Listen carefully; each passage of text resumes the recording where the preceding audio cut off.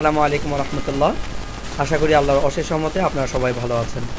আজ কোরআনের দর্শে আমরা পড়ব সূরাতুল ফাতিহার প্রথম এবং দ্বিতীয় আয়াত। তাহলে চলুন শুরু করি। আউযু বিল্লাহি মিনাশ শাইতানির রাজীম। বিসমিল্লাহির রহমানির রহিম। বিসমিল্লাহির রহমানির রহিম। In the name of Allah, the most gracious, the most merciful. Alif Lam Mim. Alif Lam Mim এটার অর্থ দিকে যদি আমরা লক্ষ্য করি তাহলে দেখব যে এখানে লেখা আছে আলিফ লাম মিম, অর্থাৎ এখানে স্পেসিফিক্যালি কোনো অর্থ নেই। তো আলিফ লাম মিম, নুন, সদ, এই সমস্ত হরুফগুলাকে, এই সমস্ত সেন্টেন্সগুলাকে বলা হয় হরুফুল মুকাত্তাআত, অর্থাৎ এগুলার অর্থ কোরআন হাদিসে স্পষ্ট না এবং সাহাবা ইকরাম থেকেও স্পষ্ট না।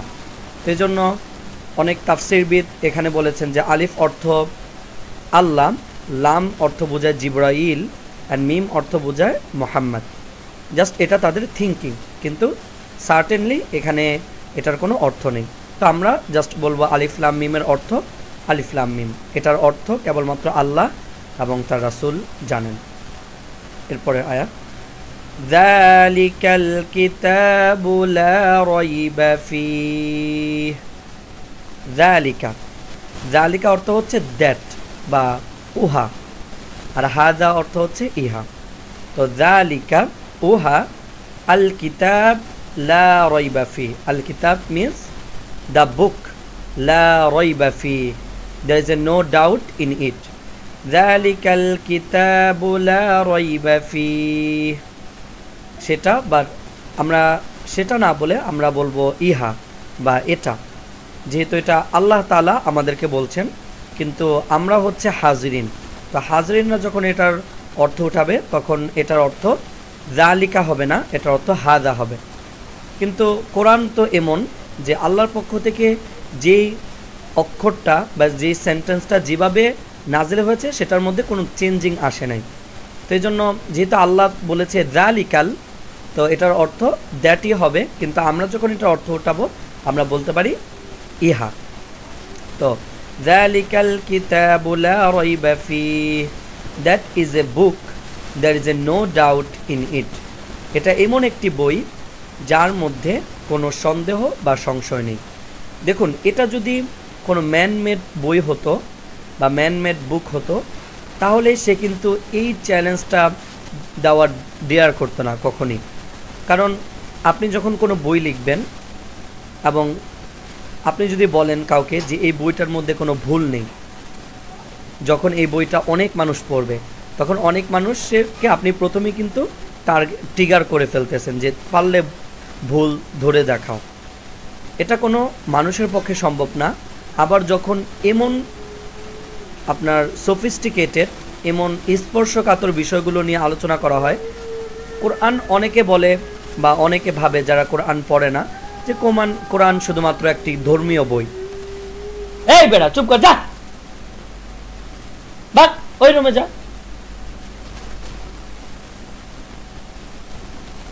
আওয়াজ করিস না, আওয়াজ করিস না।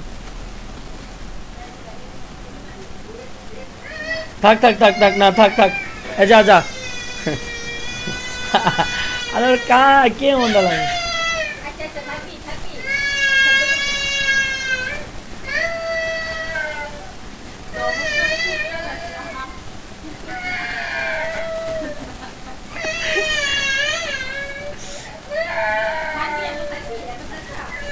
যেহেতু এটা একটা ধর্মীয় বই তাহলে হয়তো কোরআনের মধ্যে শুধুমাত্র বিধিনিষেধ থাকবে, কিন্তু মজার ব্যাপার হচ্ছে কোরআনের মধ্যে বিধিনিষেধ আল্লাহ তাআলা আমাদেরকে দিয়েছেন এবং এটা অবভিয়াসলি একটা ধর্মীয় গ্রন্থ।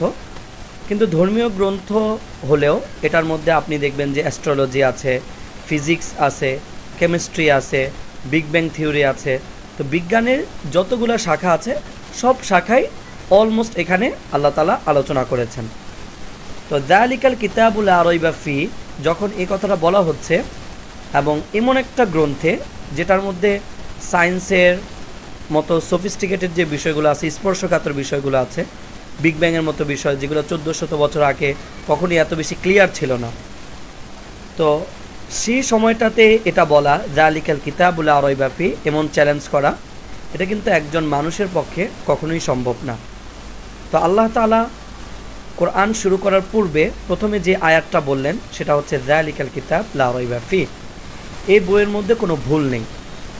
যদি তোমার মনে হয় যে এটার মধ্যে ভুল আছে, তো তুমি আরও গবেষণা করো, এটা নিয়ে আরও রিসার্চ করো, তাহলে তুমি এটা সম্বন্ধে আরও ক্লিয়ার হতে পারবা এবং তোমার ভুল ধারণা ভঙ্গ হয়ে যাবে।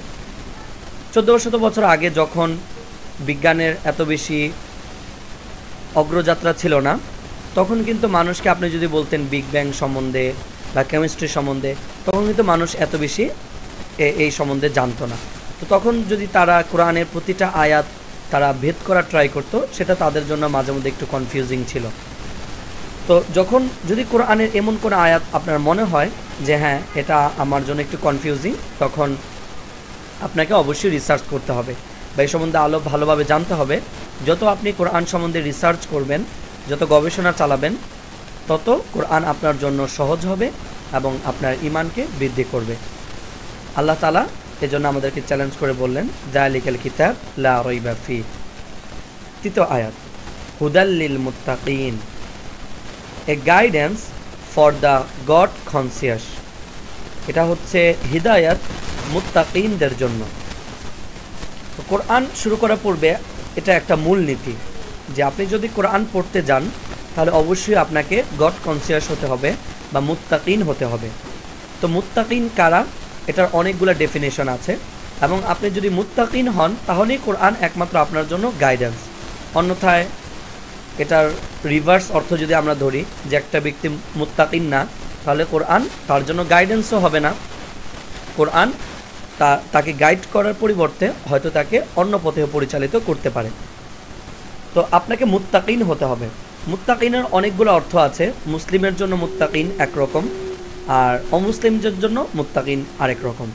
তো মুত্তাকিন বলতে এমন একটা গুণ যে সত্যকে সে আলিঙ্গন করার মতো সৎ সাহস।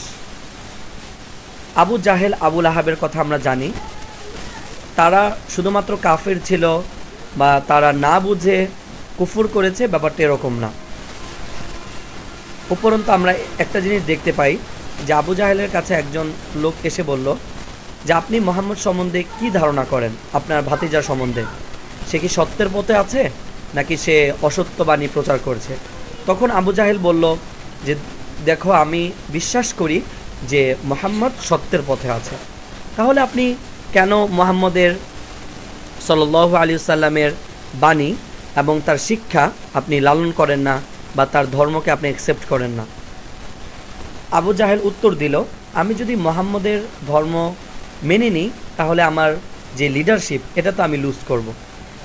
তো এটা ছিল আবু জাহেলের একটা ভয়, যে সে লিডারশিপ লুজ করতে চায় না, যার কারণে যদিও সে জানে যে মুহাম্মদ সাল্লাল্লাহু আলাইহি সাল্লাম সত্যের বাণী প্রচার করছেন এবং গড সম্বন্ধে বা তার দ্বীনই হচ্ছে, ইসলাম হচ্ছে সর্বশ্রেষ্ঠ এবং চূড়ান্ত ধর্ম, তারপরেও সে বিশ্বাস করেনি। তো তার মধ্যে সত্যকে আলিঙ্গন করার মতো সৎসাহস ছিল না। কিন্তু আপনি যদি দেখেন ওমরের ক্ষেত্রে বা আবু হামজার ক্ষেত্রে, হামজা রাদিয়াল্লাহু তাআলা আনহুর ক্ষেত্রে ব্যাপারটা কিন্তু অন্যরকম ছিল। তারা একটা সময় কুফরের মধ্যে ছিল, কিন্তু তাদের মধ্যে গড কনসিয়াস ছিল যে আমি সবসময় সত্যকে গবেষণা করব, সত্যকে আমি খুঁজব, যখন আমি সত্য পেয়ে যাব, যতই হার্ড হোক আমি এটাকে নিয়ে নিব। এবং তারা যদিও কাফের ছিল, কিন্তু তারা সত্য কথা বলা, সত্যের পথে চলা, অন্যকে উপকার করা বা গোড়ামি না করা, এগুলো থেকে তারা ফ্রি ছিল। যার কারণে সত্য যখন তাদের কাছে এসেছে, তারা সেটাকে সহজভাবে আলিঙ্গন করতে পেরেছে। তো আল্লাহ তাআলা প্রথমে বললেন যে হুদাল্লিল মুত্তাকিন, তুমি যদি চাও কোরআন তোমাকে গাইড করুক, তাহলে তোমাকে মুত্তাকিন হতে হবে। মুত্তাকিন হওয়ার জন্য তোমাকে প্রথমে ইসলামকে আলিঙ্গন করতে হবে না, তুমি জাস্ট ভালো মানুষ হও, তুমি সত্য বলো, অন্যকে কষ্ট দিও না, অর্থাৎ মানবিক যে গুণগুলো আছে এই গুণগুলো তোমার মধ্যে পরিপূর্ণভাবে বিদ্যমান থাকতে হবে। মানবিক গুণগুলো তো এটা কেউ তোমাকে গাইড করতে হবে না, তুমি নিজেই অনুভব করতে পারবে যে কোনটা তোমার জন্য ভালো, কোনটা তোমার জন্য মন্দ। তো হুদাল লিল মুত্তাকিন, এ guidance for the god conscious. তো আজকে আমরা এই দুইটা আয়াতি নিয়েই তাফসির জানলাম। ইনশাআল্লাহ আমরা সামনে 3 থেকে আমরা তাফসির জানবো ইনশাআল্লাহ। জাযাকুমুল্লাহ খাইর। আসসালামু আলাইকুম ওয়া রাহমাতুল্লাহ।